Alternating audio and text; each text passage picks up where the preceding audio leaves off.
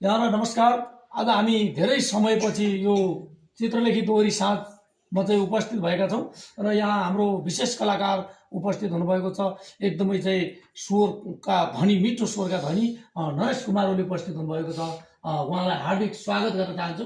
त्यस्तै हाम्रो निराजन ओली यहाँ उपस्थित हुनुहुन्छ, हाम्रो जेनजी पुस्ताका गायक, उहाँलाई पनि वेलकम गर्न चाहन्छौँ। त्यस्तै हाम्रो नृत्यकारमा चाहिँ हाम्रो के अरे चन्द्रदेव ओली र हाम्रो चाहिँ भीम प्रकाश ओली उपस्थित हुनुहुन्छ। उहाँलाई हार्दिक स्वागत गर्दछु। नमस्कार। र अब हामी सुरु गर्न गइरहेका छौँ आजको दोहोरी प्रस्तुत।